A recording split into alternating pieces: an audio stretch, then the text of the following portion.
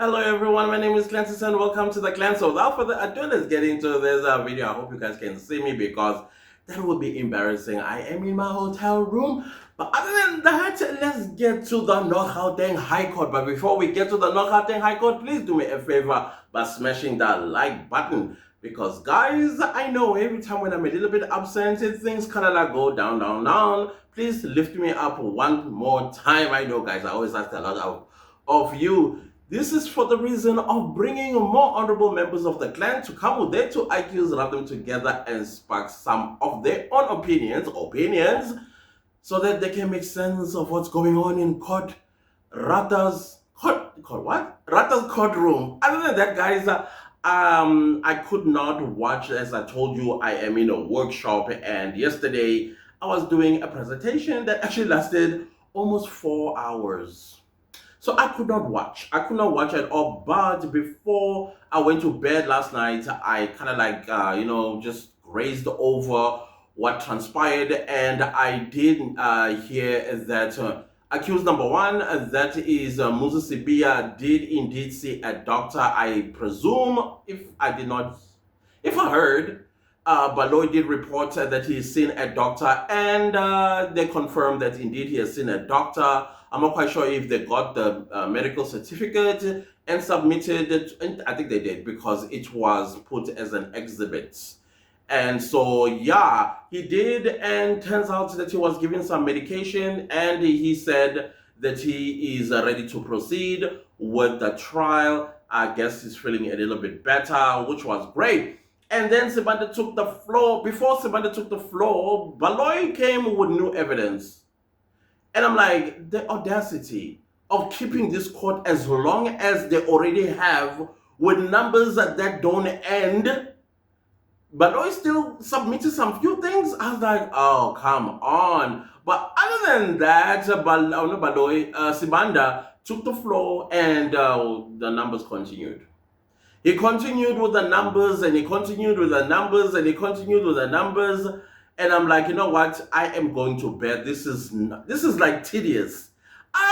Just when I was making that decision, this is when Judge Ratha was like, Mr. Sibanda, for my interests, or is it for my clarity or something like that?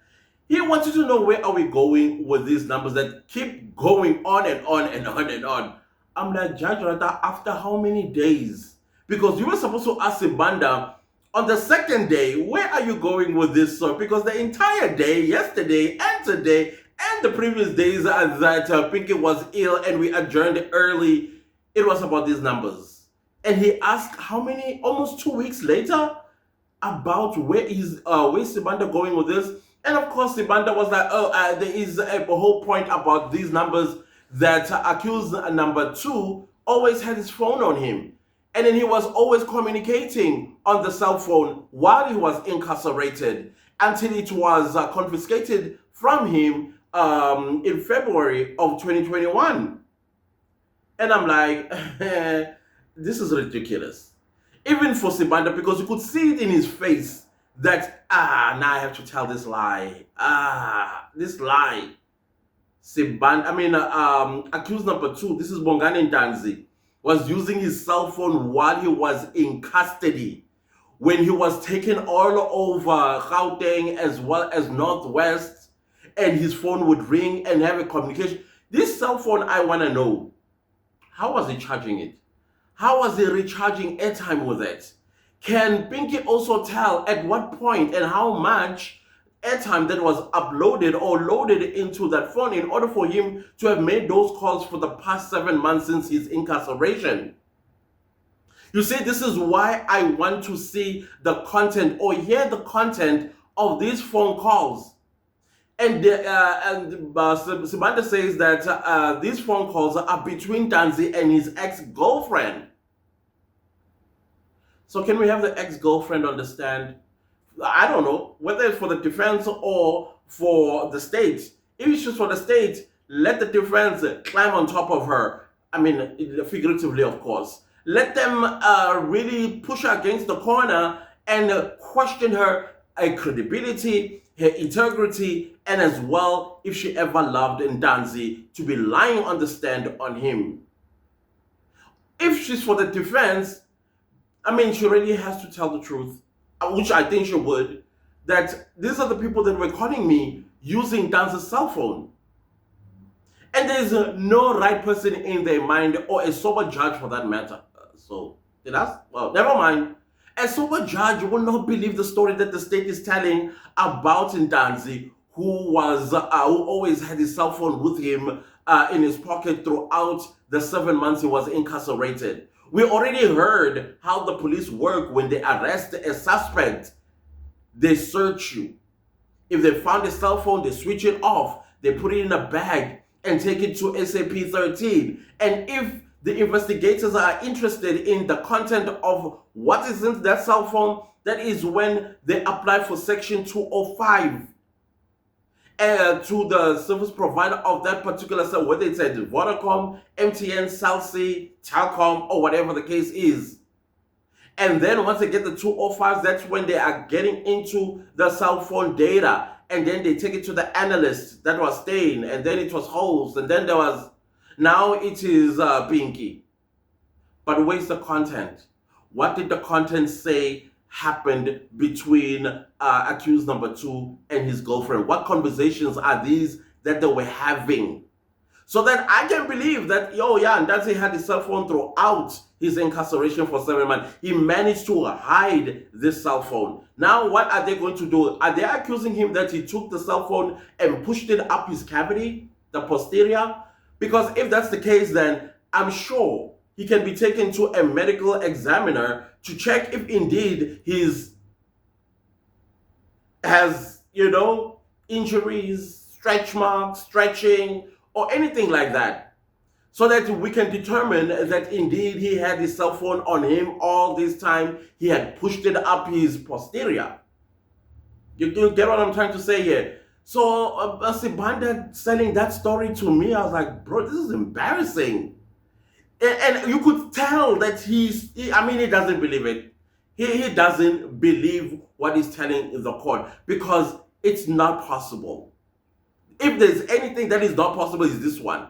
Other than that, then let's arrest the police officers that went and made an arrest on Ndanzi. And let's make an arrest on Mukhola, Mukhano, all of them. Because that's violation of their duties. Isn't it? Or maybe I'm wrong. There is no way. Because that means that if he had a gun, he was going to be traveling with this gun all over the place. What if he murders somebody? Or what if he organizes a hit with a cell phone? Did he organize a hit while he was busy calling his girlfriend and everyone else that they're trying to still pin the Senzo Meyiwa killing onto him? It looks like the state really wants Ndanzi more than it wants the other ones. And in fact, from what I have observed, they want Ndanzi and accused number 3. Those are the 2 people they want the most. Because once they get the 2, they get the other 3. But then the evidence that's been tabled, to me, they're exonerated. Besides being exonerated, they were never intruders in the Kumalo house on the 26th of October 2014. There never was. So this waste of court time, state resources, can the new government really do something about this? Review everything that we've been put through since July last year when it comes to this case. Honestly speaking, other than that, guys, that is what I picked up. I ignored all the other numbers that were being read. Obviously, it's a conversation between Ndanzi and his ex-girlfriend. Can we get the content so that we get to hear what these conversations were between Ndanzi and his girlfriend? I bet you're not going to hear Ndanzi's voice. I bet you are not going to hear Ndanzi's voice if indeed these recordings do exist, if they are not destroyed. I still don't believe that a company like Vodacom would not have voice recordings or even transcripts of our calls between each other. There is no way. You cannot be a network company that does not have that provision. It's either the state came to you and said, listen, just tell the court that you don't have the content. We will just deal with numbers that don't end.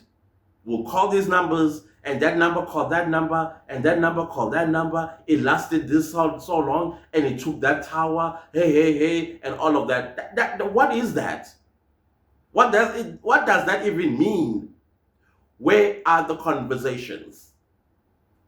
You understand what I'm saying? Is Vodacom concealing that? Is it concealing that crucial part of the evidence? No, guys, no, let's not be made fools of. Anyways, I'm beginning to sweat because I just came back from the shower and I have to return to today's session. I guess I will see you when I get back to Johannesburg tomorrow, because I'm leaving tomorrow here. These all-day sessions that are going to be taking place, and I'm glad I'm done with mine. And it was great. Everybody loved it. And let's continue chatting. I doubt there is going to be a live tomorrow, but I'm going to try my level best to squeeze this one and try to get an early flight out of here, and so that I can get back to Joburg on time, so that we can have a live and discuss this and have a discussion, honestly speaking. Have a family meeting. And what are your anticipation now that we have a government? We finally have a government. I don't give a rat's tail who's working with who. All I am interested in is us. Where are they putting us? What is the vision for us for the next 5 years? All that other nonsense. I couldn't care less about it. And I doubt any South African care less about any of those things. Our kids, our nephews and nieces, they are sitting at home twiddling their thumbs. The economy is doing bad. So I don't want to get into this too deep. I don't even know why my voice is breaking. Like, I'm still mourning. Anyways, guys, if you like this video, give it a like. If you didn't like the video, give it a like. Anyways, do subscribe to my YouTube channel. And don't forget to click the bell notification so that you get notified every time I upload a new video. Thank you so much to everybody that's super thanking the channel and supporting it financially. I highly appreciate you guys so very much. Also, don't forget to leave a comment down below. Let me know, what was your thought about Ratha shipping in now finally, and say, where are we going with this? That was quite interesting. And also leave a comment, and don't forget to share this video far and wide, and watch the clip that is to follow, where Ratha is questioning Simbanda about the point of this whole numbers being read. And Simbanda saying, if the defense can admit with the section 220, then all these calling of numbers will come to an end. Like, really? We know that 220 is an admission that this is true. It was Ntanzi who was talking to his girlfriend using his cell phone while he was incarcerated. Like, really? No. And that, guys, let's see each other next time with a new video. I hope to see y'all on Sunday. Goodbye. From my understanding, these calls, alleged calls, they go up to where? I think the 8th of February. In other words, how many pages are you still going to be reading? Oh. Page 105. 105 pages? Yes. But I'm not reading all of them. There's some that I'm trying to, as I go along, I skip some of the pages. This is what it's in aid of what? As you are reading, it's in aid of what? My lord, because it's only two numbers which are transacting. It's not two numbers per se. There are other different numbers. There are other different numbers that I'm not placing on record. I'm only focusing on this. Not asking the witness to place on record. There are other communications between the number ending with 6890 and other numbers. But those you are not placing them on record. I'm not placing them on record because I do not know the owners of the other numbers. So the ones you are placing on record, you allegedly know to whom these two numbers belong. One belongs to accused number 2. The other one belongs to Oleboheng Pitane, in brackets, partner. And the reason why I am embarking on this exercise is that, as the version of accused number 2 is that the person that was in possession of the phone is either Mohane or Mabena. They are the ones that were using this device. So you are trying to show that this is not so. That is correct, my lord.